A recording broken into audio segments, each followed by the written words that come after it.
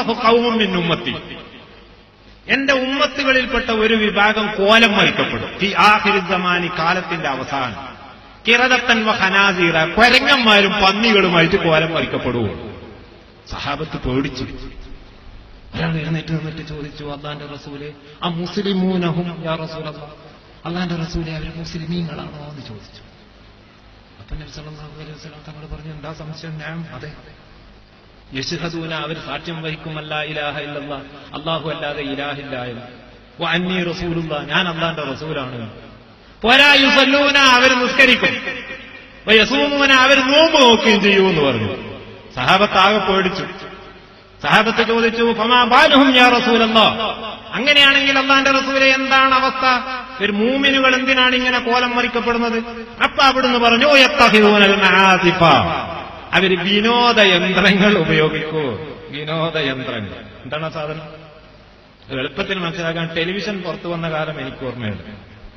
മഹാനായ കണ്ണിയത്ത് ഉസ്താദ്, നേരത്തെ മുല്ലക്കോയ തങ്ങൾ എഴുതിയ ലിസ്റ്റിലുണ്ട് എന്ന് പറഞ്ഞ ആളുണ്ടല്ലോ, ഓരോരുത്തർ ചോദിച്ചപ്പോ ഇതിനെപ്പറ്റി ശരിക്കിങ്ങനെ വിചാരണ ചെയ്തു.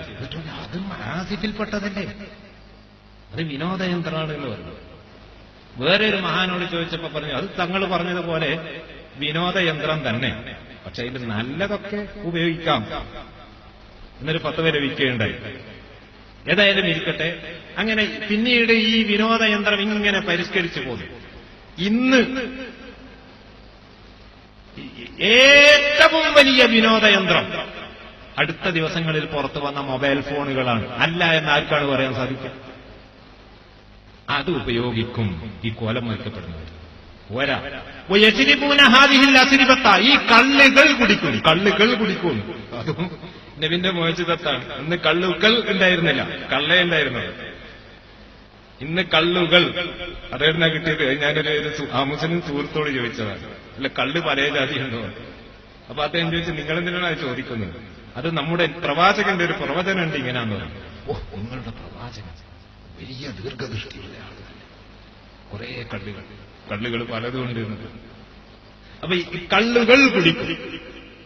അങ്ങനെ യബീതൂന, അവര് രാത്രി കഴിച്ചുകൂട്ടും. അലാ ലഹ്വിഹിം, അവരുടെ കളിയുടെ മേൽ, വശറാബിഹിം, അവരുടെ കുടിയുടെ മേലും.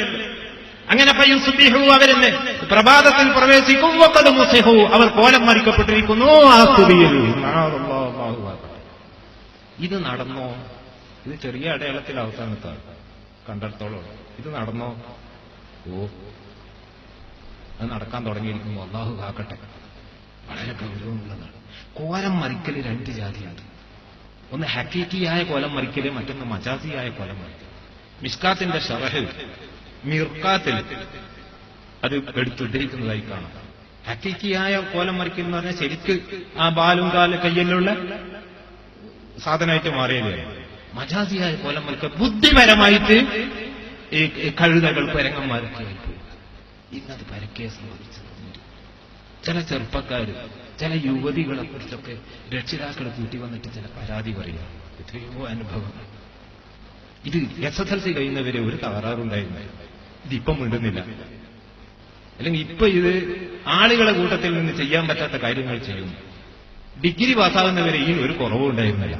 അങ്ങനെയൊക്കെ പറഞ്ഞിട്ട് കേസ് പറഞ്ഞപ്പോൾ ഞങ്ങളിങ്ങനെ പരിശോധിച്ച് നോക്കുമ്പോൾ ഇത് ഒറ്റക്കാണ് അറയിൽ ഒരു റൂമിൽ താമസിക്കൽ. ആ റൂമിൽ കട്ടിലിന്റെ അടിയിൽ നിന്നൊക്കെ ചില കുപ്പികൾ ലഭിച്ചിട്ടുണ്ട്. മൊബൈൽ ഫോൺ കയ്യിൽ നിന്ന് വെക്കാറില്ല. നോക്കുമ്പോൾ വളരെ പേടി തോന്നുന്നു. അല്ലാഹു കാക്കട്ടെ, ഈ സമുദായത്തെ അല്ലാഹു കാക്കട്ടെ, നമ്മുടെ ചെറുപ്പക്കാരെ മക്കളെ അല്ലാഹു കാക്കട്ടെ. വളരെ ശ്രദ്ധിക്കേണ്ട ഒരു കാലഘട്ടത്തിലാണ് സുഹൃത്തുക്കളെ നാം ജീവിക്കുന്നത്. നമ്മൾ തമ്മിൽ തച്ച്, തമ്മിൽ കുലുമാലാക്കി, തമ്മിൽ ചീത്ത പറഞ്ഞൊക്കെ കഴിച്ചു കൂട്ടേണ്ട കാലമല്ല. എല്ലാ അഭിപ്രായ വ്യത്യാസങ്ങളും നിർത്തിവെച്ചുകൊണ്ട് മൂമിനുകൾ ഒറ്റക്കെട്ടായി ഇതിനെ നിലകൊള്ളണം. ഓരോ മഹല്ലത്തുകളും വളരെ സജീവമാകണം. അല്ലെങ്കിൽ നമ്മുടെ മക്കളായി, നമ്മുടെ യുവാക്കൾ നമ്മുടെ കയ്യിൽ പോയി പോകും, നഷ്ടപ്പെട്ടു പോകും. ഈ സമുദായം ഒന്നുമല്ലാത്തതായി മാറിപ്പോകും. വളരെ സൂക്ഷിക്കണം.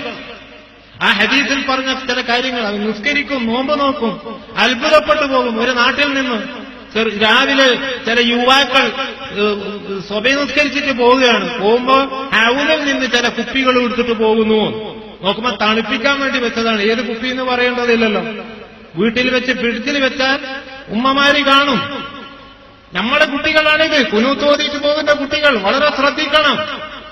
ഇവിടെ തമ്മിൽ തച്ചി കുലുമാലുണ്ടാക്കി കുറെ മദ്രസകൾ ഉണ്ടാക്കി ഫിത്ന ഉണ്ടാക്കേണ്ട കാലമല്ല ഇത്. എല്ലാവരും ഒറ്റക്കെട്ടായി രംഗത്തിറങ്ങണം.